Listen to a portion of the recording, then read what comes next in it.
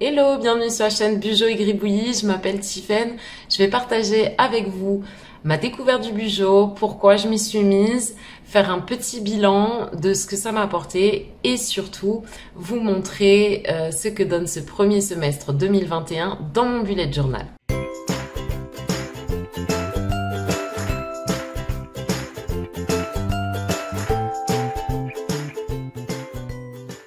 J'aurais pu commencer cette chaîne avec une vidéo Plan With Me, mais j'ai préféré faire une vidéo de présentation de moi-même et de mon bullet journal parce que je trouve ça toujours un peu plus sympathique de savoir qui on regarde afin de faciliter les échanges et le partage qui sont les maîtres mots de cette chaîne.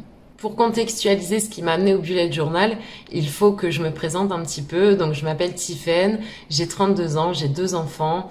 Une grande fille, Lily, qui va avoir 10 ans en juillet, un petit garçon, Gabin, qui va avoir 1 an au mois de juin, et puis il y a 9 ans, on m'a dépisté, diagnostiqué la maladie de Crohn, qui est une maladie auto-immune et qui malheureusement, par la force des choses, me définit aussi un peu et définit surtout mes besoins. 2021, ça a été facile pour personne. On était en plein Covid, confinement, premier confinement surtout.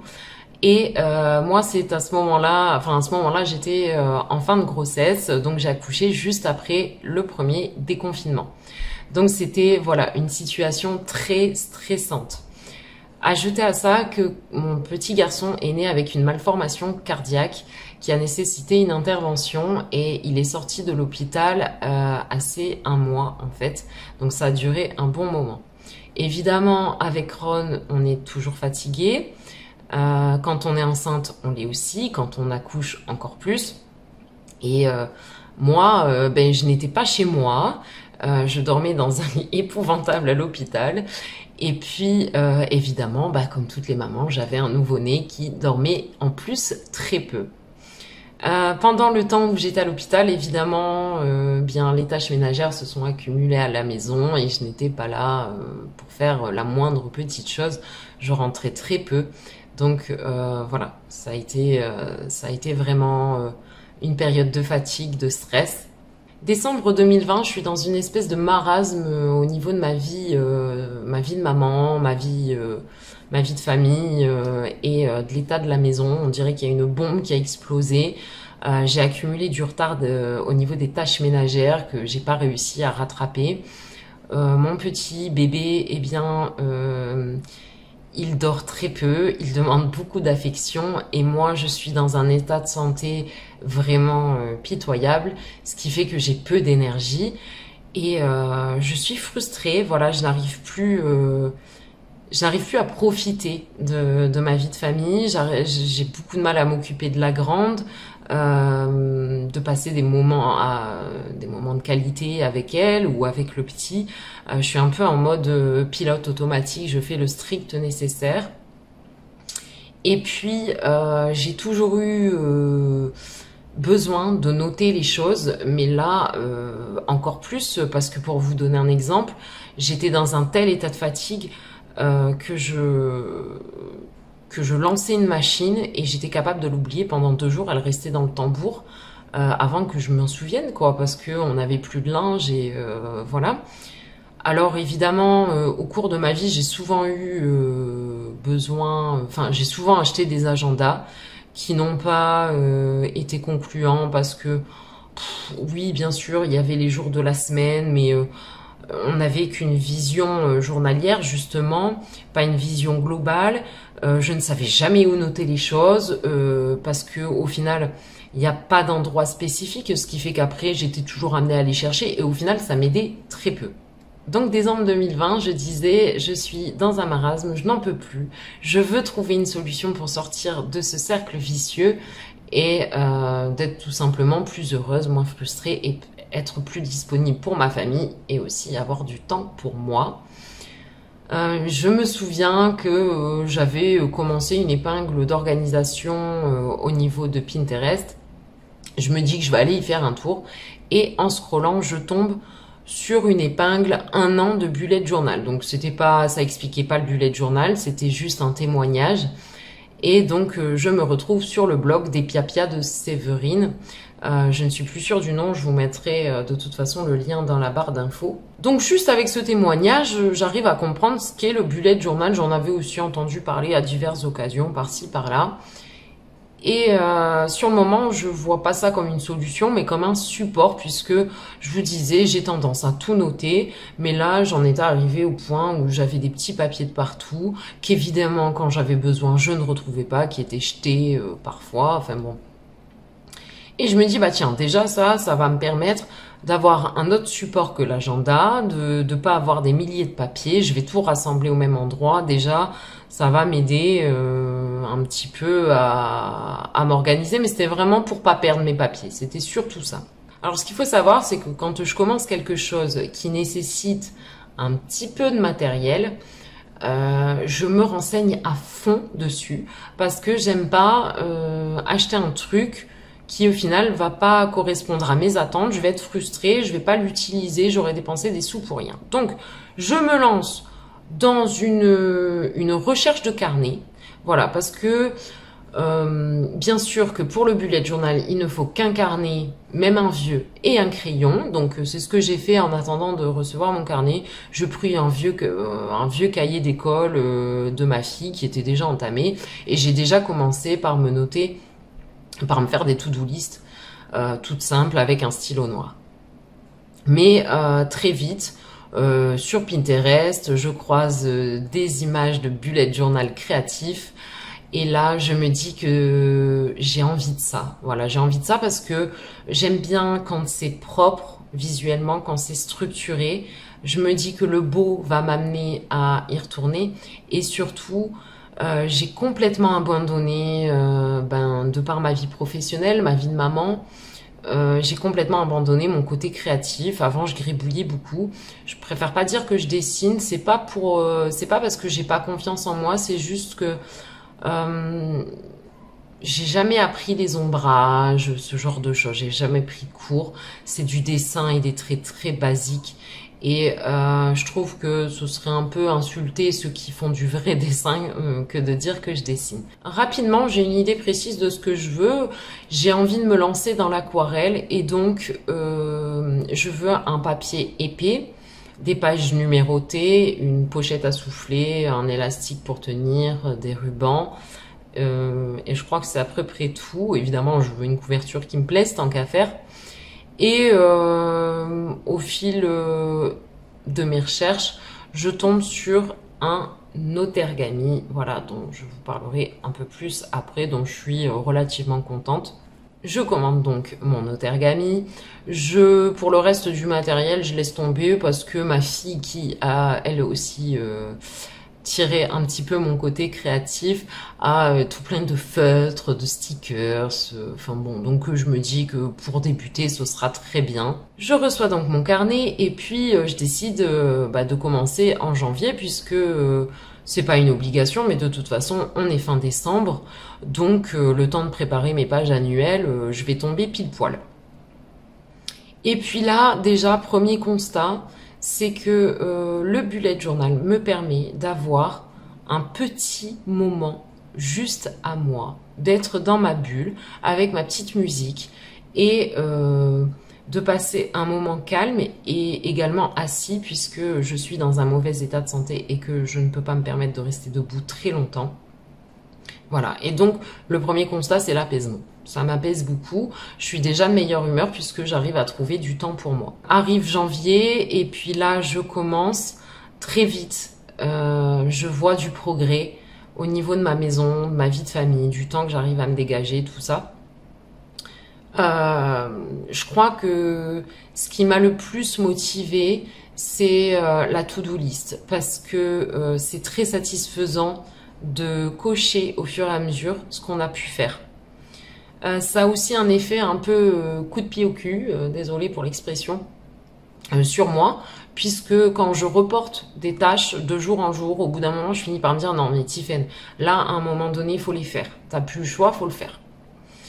Et en même temps, de par mon état physique, mentalement, c'est pas la joie et je suis dans un espèce de cercle de dépréciation de moi-même. Je trouve que je n'arrive à plus rien faire, que voilà, que j'arrive à plus rien faire. En plus, j'ai mal, ce qui fait que je suis de mauvaise humeur. C'est agréable pour personne à la maison. Et le bullet journal m'aide à me dire, ok, moi personnellement, vous verrez, j'y note tout. Mais c'est pour le côté développement personnel.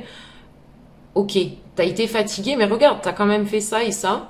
Voilà, je trouve que c'est très satisfaisant. Au-delà de l'aspect organisationnel, le bullet journal m'a beaucoup aidé parce que j'ai découvert tout l'aspect développement personnel grâce à lui.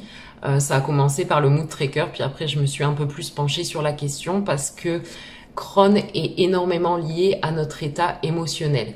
Si je ne vais pas bien mentalement, je ne pourrai pas aller bien physiquement. Et si moi je ne vais pas bien, j'ai constaté que ma famille n'irait pas bien, ma maison n'irait pas bien. Et comme beaucoup de femmes, je pense pas que ce soit me jeter des fleurs à me dire que je suis un peu le moteur de la famille, surtout que actuellement je ne travaille pas, je suis maman au foyer, donc je donne un peu le ton si vous voulez dans la maison. Grâce au bullet journal, j'ai appris plein de choses. J'ai appris donc à travailler sur moi, à être plus indulgente, à m'imposer que des choses que j'étais capable de faire, à me dire que c'était pas grave si je me plantais. Niveau artistique, je me suis un peu découverte aussi. J'ai commencé à bidouiller avec l'aquarelle. J'ai découvert que j'adorais déchirer le papier, je ne sais pas pourquoi. Peut-être que c'est un bon exutoire de déchirer comme ça. Faudrait que j'essaye un jour de rouler en boule le papier et de le jeter. Peut-être que quand je suis énervée, ça m'aidera. Je me suis mise à la calligraphie. Je m'entraîne tous les jours. Alors honnêtement, c'est pas très probant pour le moment. Je suis pas très douée, mais j'aime bien faire ça. Et puis voilà, je crois que c'est à peu près tout. Pour le reste, je vous en parle plus concrètement en jetant un œil dans mon bullet journal, ce sera beaucoup plus parlant. Voici donc mon carnet, mon premier, mon Otergami, qui est une bonne bête. Honnêtement, j'ai très peu de choses à lui reprocher, donc il a 2 rubans. Je vais éviter de trop le bouger parce que je sais pas ce que ça donne sur la vidéo. Il a un élastique. Les pages ne sont pas numérotées par contre. Il a une pochette à l'arrière. J'ai eu aussi, hop, je voulais sortir ça qui était, je trouve pas le deuxième, mais il y en a un deuxième qui était vendu avec. Et puis, quoi dire de plus sur lui? Donc, c'est un papier 160 grammes. Je l'ai acheté, je crois, aux alentours de 18 €, me semble-t-il. Et ce que je lui reprocherais, c'est que certes, le papier est épais, j'ai pas de bleeding, je crois que ça se dit comme ça, de ghosting, tout ça. Mais je sais pas, le papier a un effet un peu buvard. Je sais pas du tout expliquer. Si vous voyez ce que je veux dire et si ça porte un terme, n'hésitez pas à me le dire. Bref, nous y voici, nous y voilà. Donc, il n'est pas encore terminé. Je pense que j'aurai la place de faire joint dedans. Il faut que je vois une fois que j'ai terminé. Mais je pense que je pourrais faire joint dedans et que, du coup, il aura fait pile 6 mois. Et du coup, potentiellement, ça veut dire que mon prochain fera 6 mois et que du coup, je pourrais me contenter de 2 carnets par an. Après, je suis pas une stressée. Si je termine, je sais pas, si mon carnet me dure, je vous dis un exemple, 8 mois, et ben c'est pas grave. Je me fiche d'avoir 6 mois dans un carnet ou 1 an dans un carnet, c'est pas grave. J'ai rajouté des petits, bon là je l'ai pas mis pour mai, mais des petits, je sais même plus le nom, pour l'indexation, pour trouver plus rapidement mes mois. Ensuite, j'ai commencé assez basiquement, donc je vous ai caché la photo. Mes pages annuelles et mon mois de janvier, c'est vraiment des trucs que j'ai trouvés sur Pinterest. Voilà, il faut du temps, je pense, pour trouver vraiment ce qu'on aime faire, ce dont on a besoin. Voilà, se trouver soi-même, je dirais, au niveau du bullet journal. Je pense pas avoir complètement réussi. De toute façon, nos besoins ils changent, donc il faut que notre bullet journal change avec. Ma page de présentation, j'avais un peu envie. J'adore en fait tout ce qui est autour de la lune visuellement. Je n'y connais absolument rien à l'astrologie, tout ce qui concerne le cosmos. Enfin, vraiment, j'y connais rien, mais j'adore le rendu visuel. Donc voilà. J'ai recopié un truc que j'avais trouvé sur Pinterest et j'ai fait ça. Voici mon calendrier 2021, aka Futurlog, qui se présente sur une double page et qui est franchement moche. Mais, enfin, à mon sens. Mais qui n'est rien en comparaison de ce qu'il n'était. Parce que, vous voyez, j'ai collé du craft dessus. Parce que ma première version était juste catastrophique. Je m'étais trompée dans les calendriers, j'avais mis du blanco. Enfin, à la fin, ça ne voulait plus rien dire. Ici, j'ai estimé que cette version était utilisable, donc je l'ai laissée parce que l'important, voilà, c'est que ce soit utilisable. Et puis, je ferai mieux dans le prochain, ce n'est pas grave. Au niveau des objectifs, donc j'ai commencé à regarder des vidéos de bullet journal et évidemment en français, tout de suite, je suis tombée sur les astuces de Margot. Donc, tout ce qui concerne objectifs et résolution, tout ça. C'est un copier-coller de ce qu'elle avait fait. Enfin, je reprenais doucement l'habitude de gribouiller. Donc, bon, voilà. Il n'y a aucune cohérence sur mes pages annuelles, hormis la couleur. Parce que voilà, ici, je passe à un thème floral. On ne sait pas pourquoi. De la lune, je suis passée aux fleurs. C'est pas grave. C'est pas cohérent, mais ça fait rien. Ça me plaisait sur le moment. Ça m'a fait plaisir de le faire. C'est l'essentiel. Les clés, j'ai changé parce que je les utilisais pas trop, celles-ci. Et voilà, c'est tout. Et puis, j'ai mon petit index parce que ça, par contre, je l'utilise parce que mon bullet journal est juste, comme moi, un gros foutoir. Ici, c'est une page du deuxième youtubeur que j'ai découvert en penchant sur le bullet journal. Sa chaîne s'appelle Lecture du Loup, lui s'appelle Mathieu. Et c'est une page qu'il fait 2021 en une page. Donc celle-là, je la reporterai pas dans mon prochain carnet. Je continuerai de la compléter ici parce que, je sais pas, dans 1 ou 2 ans ou 10 ans, si j'ai toujours mon carnet et que je veux me rappeler de ce qui s'est passé sur 2 carnets différents, ça va pas le faire. Donc voilà, bon, pour l'instant, j'ai pas noté énormément de choses. Et puis, j'ai fait un doodle absolument dégueulasse. Non, un doodle pas terrible. Voilà, je fais des expérimentations, écoutez. Ici, ma page de livre, parce que il fut un temps où je lisais beaucoup, évidemment, avec ma vie professionnelle, puis après les enfants. C'est un peu arrêté, mais c'est quelque chose qui me tenait à cœur de reprendre. Honnêtement, si on parle de lecture, je lis absolument de tout. Mon livre préféré étant Charles Dickens, Les Grandes Espérances, mais ça m'empêche pas de lire de la New Romance comme After. Enfin voilà, je lis absolument tout. D'ailleurs, j'ai oublié de cocher, mais celui-là, je l'ai lu. Cette page-là, visuellement, c'est comme je vous dis, déjà j'avais peu de matériel, j'avais que des surligneurs pastel Maped et puis des feutres de ma fille, un feutre fin noir qui appartenait aussi à ma fille, enfin qui appartient, enfin il n'existe plus aujourd'hui parce qu'il ne marche plus, mais bref. Et puis c'était une page que j'avais un peu recopiée sur Pinterest, j'en suis pas franchement très contente, mais bon, voilà, fallait bien commencer. Ma page de séries et films qui aurait pu être pas mal, alors pareil, hein, toujours recopiée sur Pinterest. Mais ici, voyez, le carnet s'est déchiré. Alors, ce n'est arrivé qu'à cet endroit. J'ai voulu mettre du washi tape pour masquer, mais le washi tape, c'est du washi tape d'action et il tient pas ultra bien. Donc voilà, ça n'a pas fonctionné, mais bon, ça a camouflé, c'est pas grave. Voilà, je vous dis, avec le bullet, j'ai vraiment appris à me détacher des choses. Ici, nous avons ma page de wishlist, donc toujours pompée sur Pinterest. Une wishlist qui en partie est liée au bullet journal. Et puis on attaque janvier. Là toujours pareil, je regarde toujours les astuces de Margot. J'aime bien le fait de découper la page. Par contre au niveau du thème, je m'inspire plus de Amanda Ratchley. sans pour autant parvenir à y ressembler. Voilà, c'est pas ouf, mais ça me plaisait sur le moment et comme je disais tout à l'heure, c'est l'essentiel. Je me fais une double page pense bête, objectif, mois prochain. Donc plus mois prochain, ça me sert plus au départ pour le bullet journal. Voilà, et vous voyez que ici j'ai marqué intégrer au habit tracker le petit déj. Finalement, j'ai fini par l'intégrer dans le moi-même parce que ce que j'ai appris aussi au niveau du bullet journal, c'est que quand on a besoin d'une chose, il faut le faire tout de suite. Faut pas attendre. Ça sert à rien d'attendre. Alors ici, c'est une page sur laquelle je vais m'attarder un peu plus parce que les gens ont tendance à avoir un mood tracker.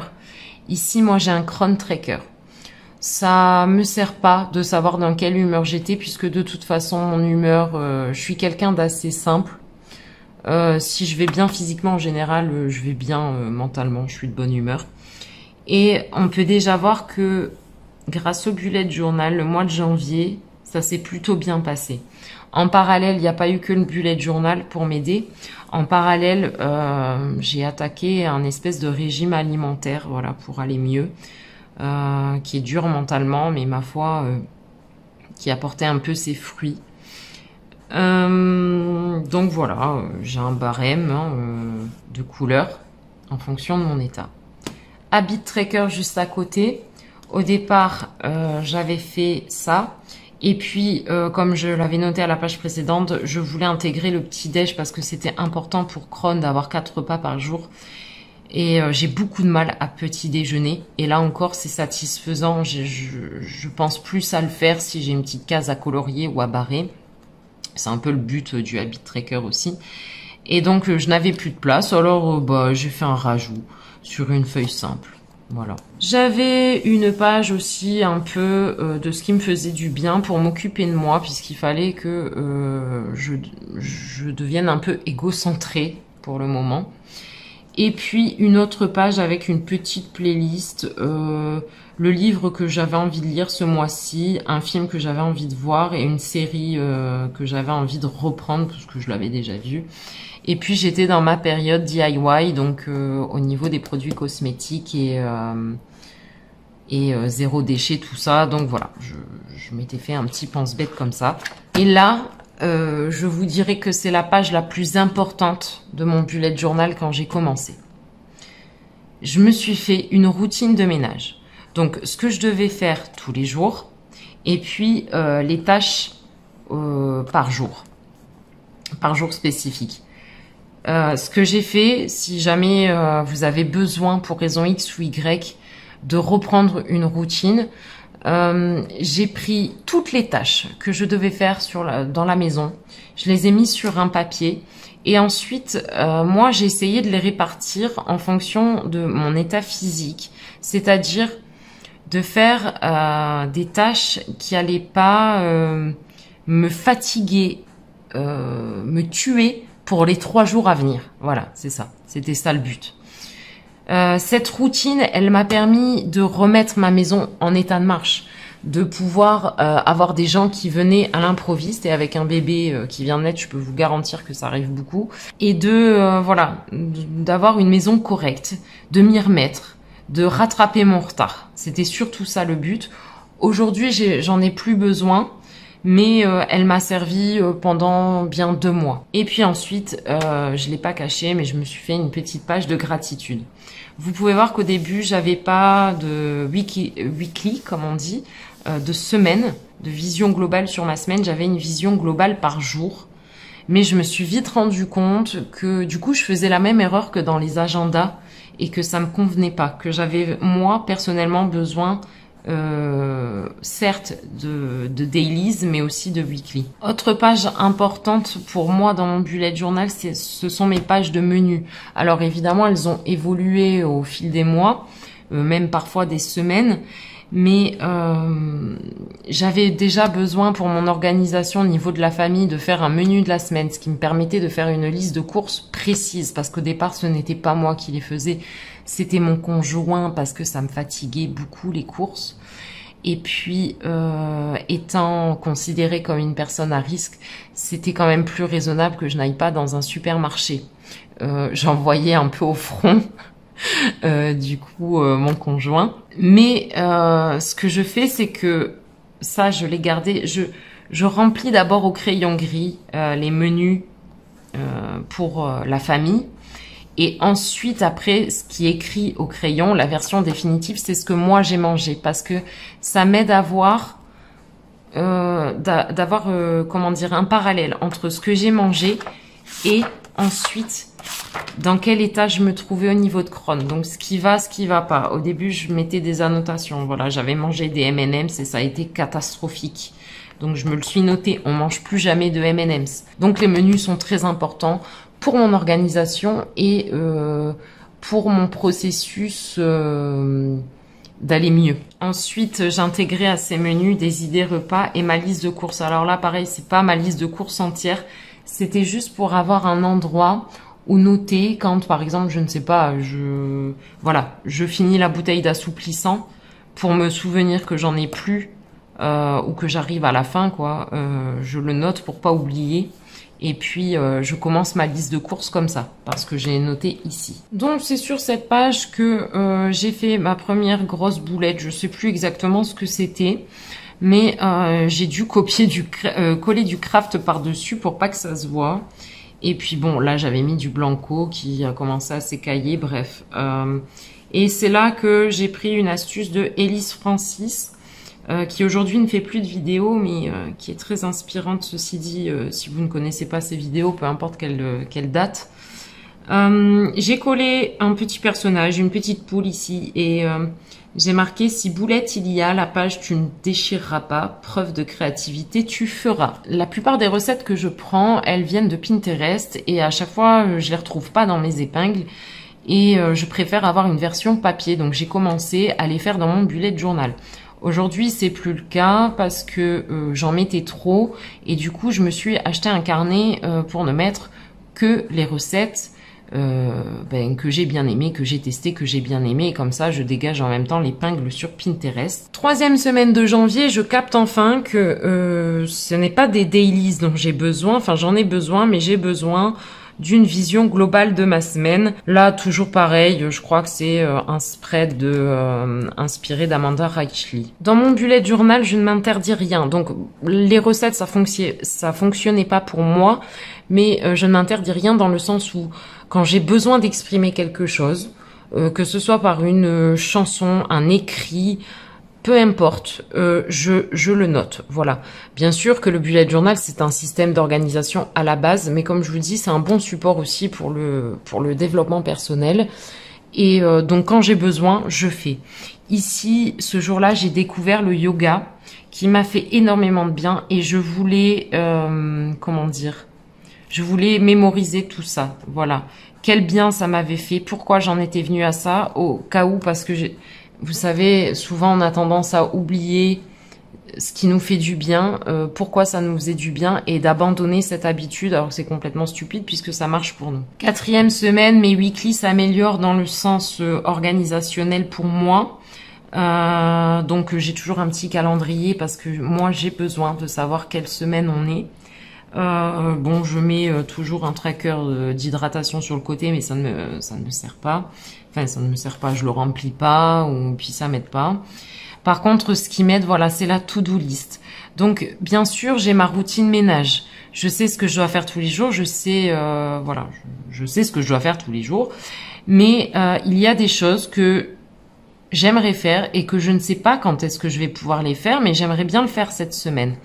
Et donc, du coup, comme ça va de mieux en mieux, qu'avec ma routine, je ne perds plus de temps, je ne cours plus dans tous les sens pour au final ne rien faire, je me retrouve avec du temps supplémentaire et parfois je suis en suffisamment bonne forme pour accomplir des tâches ménagères et je me dis, ah bah tiens, aujourd'hui je vais vider le placard, aujourd'hui je vais faire ça, ou voilà, je vais ranger un point de la salle à manger qui est très bordélique, où le bordel s'est accumulé depuis des semaines, enfin voilà, ce genre de choses. Et puis j'avais besoin d'un encart comme mes semaines n'étaient pas faites à l'avance, enfin elles ne le sont toujours pas, de pouvoir noter ce dont j'ai besoin de me rappeler pour la semaine d'après. Alors février n'a pas trop de cohérence avec le mois de janvier, mais c'est comme ça dans tout mon bujo, parce que de toute façon j'ai expérimenté des choses, autant visuelles qu'organisationnelles, et moi je fonctionne à l'envie. J'aime énormément de choses, j'ai des goûts différents et je veux pas me restreindre à ce que mon bullet visuellement il n'ait qu'un thème, voilà, ou ou que des couleurs qui vont bien ensemble. Je me fais plaisir pour le mois. Au mois de février, j'avais une baisse de morale et du fait de l'ambiance Covid, tout ça, et j'avais besoin de paillettes, de couleurs et de retrouver un peu mon âme d'enfant parce que on l'exprime pas assez, je trouve, en tant qu'adulte et en tant que mère de famille. Moi, j'avais besoin de remettre du rose, des paillettes dans ma vie, comme je faisais quand j'étais gamine, et j'ai remis des licornes. Donc, en février, j'étais une licornasse.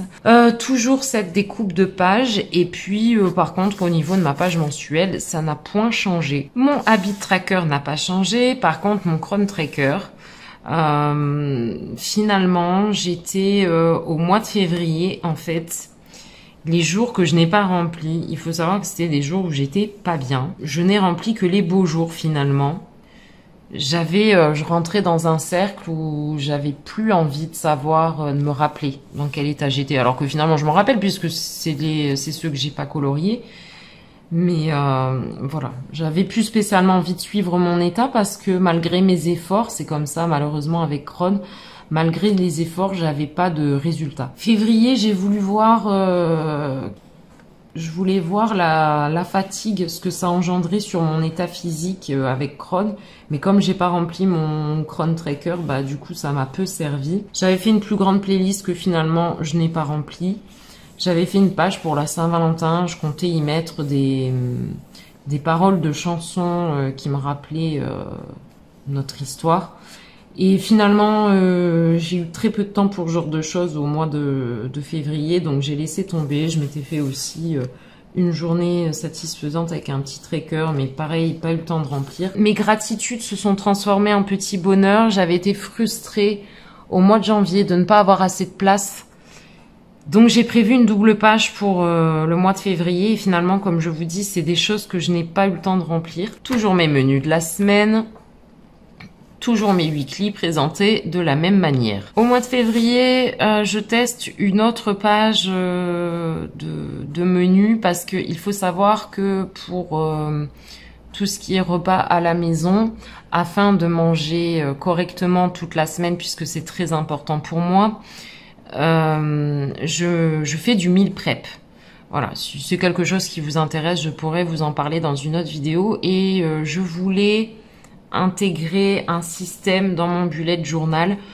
Pour l'instant, j'ai toujours pas trouvé ce qui me convenait, donc j'ai laissé un peu tomber, mais il va falloir que je m'y repenche plus ou moins comme ça. Si ça fonctionnait un petit peu, toujours ma petite liste de courses, j'avais un petit encart frigo, donc ce qui allait périmer, et ensuite placard et congélo, c'est ce que je voulais dégager, que j'en avais marre de voir dans mon congélateur, parce que ça aussi, au bout d'un moment quand même, ça périme. Et puis, ce qui me saoule dans mon placard, ce qui est là depuis longtemps et ce qu'il faut que j'élimine. Et ensuite, du coup, je faisais mes menus comme ça. Au niveau de mes menus, pour vous expliquer rapidement comment je fonctionne, je fais mes menus du vendredi au vendredi, puisque le vendredi, c'est le jour où je fais mes courses. Pourquoi le vendredi ? Parce que le samedi et le dimanche, mon homme est à la maison et que là, je peux me consacrer au meal prep et lui, il s'occupe du petit pendant ce temps-là et moi, j'ai les mains libres. Donc, du vendredi au vendredi. Et puis, je balance ce que j'ai envie de manger, ce qu'il faut manger, tout ça. Une fois que c'est fait, je répartis en fonction des jours. Par exemple, je ne sais pas si j'ai prévu une salade composée, je vais la faire en début de semaine parce que la salade ne se congèle pas, ne se conserve pas très longtemps et donc il va falloir la manger rapidement. Et tout ce qui peut être congelé ou conservé au frigo quelques jours, voilà, je procède comme ça au niveau de mon menu. Je fais de manière dégressive en fait, si on veut. Enfin, je connais pas le terme, mais c'est comme ça que je fonctionne. On arrive au mois de mars. Alors le mois de mars, je suis pas super fan de ce que j'avais fait, mais là j'ai essayé un petit peu. Alors comme vous voyez, hein, chaque mois j'adore le craft, il faut que j'en mette quelque part.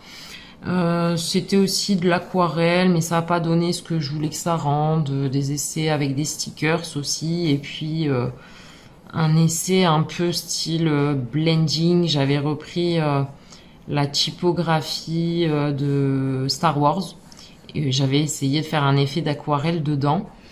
Et puis, comme j'aime pas gâcher des pages et que j'ai mon organisation au niveau double page, page seule, tout ça, il me restait une page ici. Et quand c'est comme ça, je colle les dessins de ma fille parce qu'elle en fait beaucoup, beaucoup, beaucoup. Et je ne sais plus où les stocker. Et je me suis dit que dans le bullet journal, c'était déjà un bon souvenir et c'était un bon moment, un bon moyen de les garder. Et au moins, je sais quand est-ce qu'elle me l'a fait. Et voilà, je sais que celui-ci, c'était en mars 2021. Du coup, 2021, en mars 2021. Ici, toujours ma page d'objectifs, calendrier, pense-bête, tout ça, tout ça. Mon habit tracker que j'ai fait de manière horizontale pour le mois de mars. Alors le mois de mars, c'est un mois que j'adore visuellement, mais sur le thème de la lune, des étoiles, tout ça. Mais finalement, je m'en suis peu servie parce que j'utilisais toujours ma routine de ménage, que j'avais moins besoin de noter. Donc, je me suis passé quasiment de bullet tout ce mois-ci. Toujours ma page des petits bonheurs et puis un dessin de ma fille qui est pas forcément le plus beau qu'elle m'ait fait, mais ce jour-là, j'avais vraiment mal. J'avais pris des cachets. Et j'étais couchée, elle est venue et avec ce dessin que j'ai dû découper pour faire entrer dans le bullet journal, mais où elle m'avait marqué «Ça va aller maman». Et c'était trop chou et donc voilà, je l'ai collé ici. Pour mars, j'avais prévu de tester un weekly spread je sais pas, plutôt centralisé autour du calendrier, comme avait pu le faire les astuces de Margot. Enfin, Margot des astuces de Margot. Et puis, comme je vous dis, de toute façon, je me suis peu servi de mars, donc finalement, ça me convenait, mais je m'en suis peu servi. Alors en avril, j'ai repris des éléments trouvés sur Pinterest, mais je me suis fait, comment dire, plus une page qui me ressemble, je dirais, visuellement. J'ai pris juste des éléments que j'ai assemblés, mais c'est un peu plus moi niveau créatif, je dirais. On passe rapidement mes pages d'objectifs YouTube qui sont toujours les mêmes à part visuellement pour arriver à ma première weekly qui est, je trouve, super moche. Elle pique les yeux, il y a trop de couleurs. Enfin, j'ai détesté cette weekly, mais j'étais en plein test. Voilà, j'expérimentais des choses. Deuxième weekly, c'est guère mieux, c'est tout rouge, mais c'est guère mieux. J'ai vraiment détesté ces deux premières weekly visuellement. Mais après, c'était pas grave puisque de toute façon, elles étaient fonctionnelles quoi qu'il en soit. Mes menus, toujours comme d'habitude. Et puis, voilà, avril, troisième semaine, je fais cette disposition de weekly. J'ai adoré. Voilà. Et visuellement, j'en étais très contente. Quatrième semaine, je teste les Dutch Door. Alors, ça prend un peu plus de place, mais ça me convient énormément et je pense que quand j'aurai fini ce carnet, là j'économise un petit peu la place. Alors je me sens un petit peu frustrée d'économiser la place, mais j'aime pas gâcher du papier, donc j'aimerais bien l'utiliser vraiment jusqu'au bout. Et si ça me dérange pas de pas avoir un nombre de mois précis par carnet, par contre ça va me déranger au niveau organisation, d'avoir une partie du mois de juin dans celui-ci et une partie du mois de juin dans l'autre. Donc voilà, j'essaye de faire rentrer tout juin dedans, c'est mon objectif. C'est pour ça que les Dutch Door, je ne vais pas en refaire tout de suite, mais j'ai beaucoup aimé avoir une vision globale sur ma semaine et en même temps de la place pour m'étaler dans mes délices. J'ai en avril décidé de mettre un tracker à la semaine. Parce qu'en fait, je me rends compte que je suis beaucoup plus assidue dans mes habitudes que j'aimerais adopter. mes nouvelles habitudes, on va dire ça comme ça, et dans le remplissage du tracker quand c'est par semaine. Voilà, ça marche beaucoup mieux pour moi. Et ensuite, je me suis fait beaucoup de pages de pense-bête qui sont pas très jolies, mais qui sont assez utiles. Ici, c'est tout ce dont mes copines me parlent, les youtubeurs parlent, voilà, toutes ces choses que sur le coup m'intéressent. J'ai pas le temps d'approfondir le sujet, mais que j'ai envie d'y revenir. Mais donc le mois de mai n'est actuellement pas fini. J'avais envie d'un truc un peu vintage au niveau visuel. Je me suis fait, plutôt que une page des petits bonheurs, gratitude, tout ça, je me suis fait une page des moments marquants. J'aime bien. Voilà, évidemment, c'est nouveau et le mois de mai n'est pas terminé, mais j'aime bien. J'aime assez ce système. Je suis beaucoup plus, voilà, j'aime beaucoup plus le remplir que une page de gratitude, petit bonheur. Mois de mai, c'est la première fois que j'ai fait un calendex parce que j'avais beaucoup de rendez-vous pour le petit, de rendez-vous médicaux pour le petit, les 15 premiers jours, et je pensais en avoir aussi du coup qui allait en découler pour le reste du mois. Ça n'a pas été le cas, mais du coup le calendex m'a beaucoup servi. Ce mois-ci, voilà, c'est le principe du Bugeot. On adapte en fonction de nos besoins du moment. J'ai jamais eu besoin de calendex avant. J'en avais besoin en mai. J'ai repris mon Chron Tracker que je n'avais pas fait en avril du coup. Parce que il faut que je retourne dans un état d'esprit où je prends plus soin de moi et surtout de ma santé. Donc ça m'aide. Il faut que j'y travaille. Je sais pas pourquoi, pour la première semaine de mai et la suivante, j'ai eu envie de retourner à un système de délices. Donc, je me suis fait quand même une partie weekly avec tout ce que j'avais besoin, mes trackers, tout ça, ma to-do, les événements, mon petit calendrier. Mais un système de weekly au jour le jour. Alors, c'est très bizarre parce que j'aime beaucoup le faire dans le sens où j'aime bien faire mes petits doodles tous les jours, de combler l'espace, tout ça. Ça me plaît. Le problème avec ce système, c'est que j'aime bien pouvoir noter une tâche que j'ai besoin de faire précisément tel jour. Comme j'ai pas de mémoire, je veux pouvoir la noter quelque part.